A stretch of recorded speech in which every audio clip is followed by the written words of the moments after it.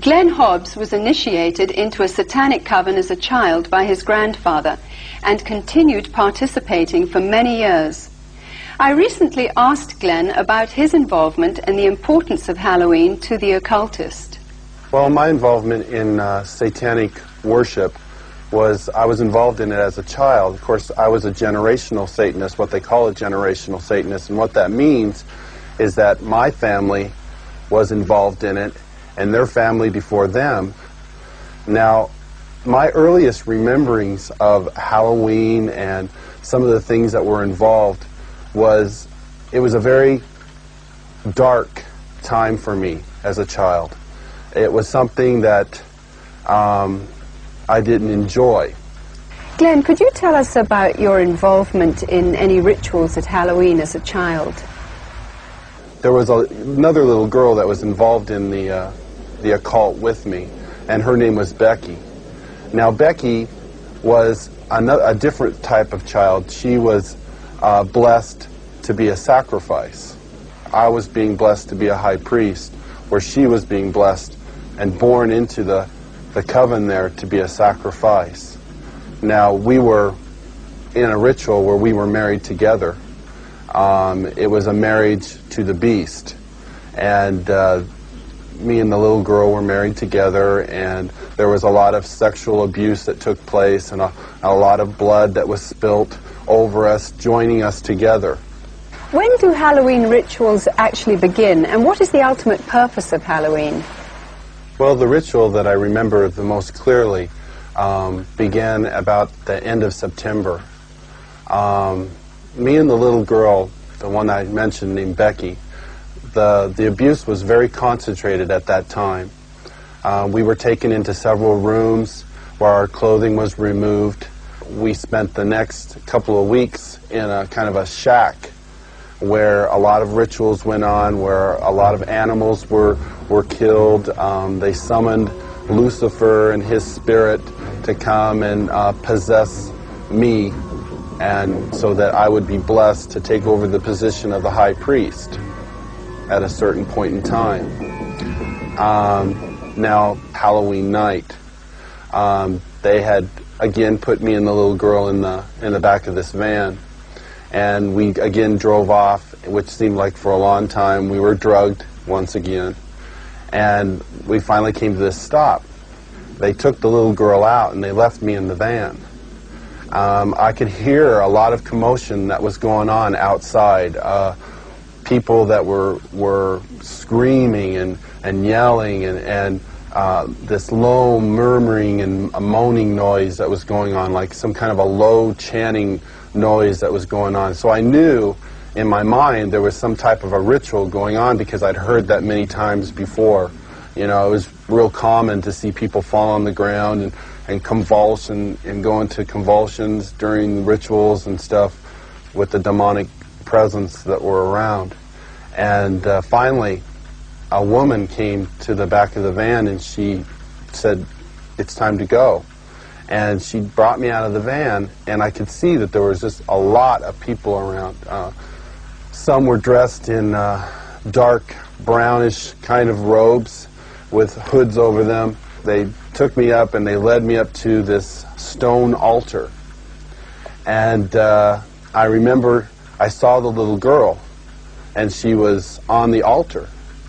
Now, at first, you know, I just wondered what was going on, because you never knew. I mean, they used the altar for a lot of different things. They could have just been sacrificing an animal over, could have been a sexual abuse from the high priest on to her. You know, it was a hard thing to know for sure. Well, they ushered me up to the altar, and I could see that they had bound her feet. They had her feet to know for sure. Well, they ushered me up to the altar, and I could see that they had bound her feet. They had her feet spread apart, her legs, and they had bound them to the ends of the altar, and they had taken her arms, which were laying out this way, and roped them to the altar, which had little kind of like hooks, which they could bind the ropes around. And she was really white. I remember seeing her, and she was just real pale and real white. and I noticed that they had slit the bottoms of her feet and her wrists, and they were taking the blood that was running out of those areas and putting them into chalices and passing those cups around to different people who were partaking of her blood. Then the high priest, he took the athami, or the ritual knife, and he picked it up and he put my hand on it, and then he forced it into her chest. So when I think back on Halloween, you know, over that period of time that happened, you know, that was the climax event, Halloween night, where they killed that innocent little girl. And this is something that's happening every Halloween. That's not just an isolated event. I mean, there are children all over the world who are losing their lives during Halloween night, and yet we, as a society, we go out and celebrate it, and we go door to door and we ask for candy, and it's a big celebration to us. And I think it's quite ironic how one group of people are thinking it's fun and another group of people are taking human life, and yet they don't, you know, there seems to be this wall and nobody wants to face the facts of what's really going on. Glenn, you've now been a Christian for some time. What is your reaction when you see Halloween celebrated by people? Whenever Halloween time starts coming around, at the 1st of October, you go into the stores, you see the costumes, you see the mother with her little girl putting the witch's hat on her, and the little boy getting excited about getting the devil mask, and you see the candy, you see the Halloween pumpkins, you see people decorating their houses with skeletons and all these symbols of death. You know, it only serves to bring back horrifying memories to me. Memories of death, memories of children being so abused, so ripped of everything, their character, all in the name of Satan. If a person could really stop the next time they go into that store and realize that there are children who are going to lose their life because people are taking this a step further. There are people out there who don't just celebrate Halloween with trick-or-treat candy. This is a religious holiday to them. This is something that is holy and sacred, and they are taking innocent human life. I can't say, go ahead and have Halloween fun. It doesn't matter if you're participating in Halloween, even if you're not a Satanist, you know, if it's just for fun. No, because these Satanists are using this as a smokescreen.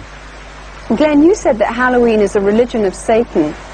What do you think when you see churches and Christians celebrating Halloween? It makes me sick that the Church of Jesus Christ would take on this horrible demonic thing that is happening in our world.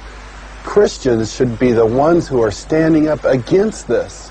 Christians should be the ones who are saying these terrible things are happening and we want to stand against this. Churches should not be having these Halloween parties at all. They should be coming together as brothers and sisters in Christ, binding together and coming against these dark forces, praying for these children that God will spare their lives, that somehow God will intervene and save these children. Whether the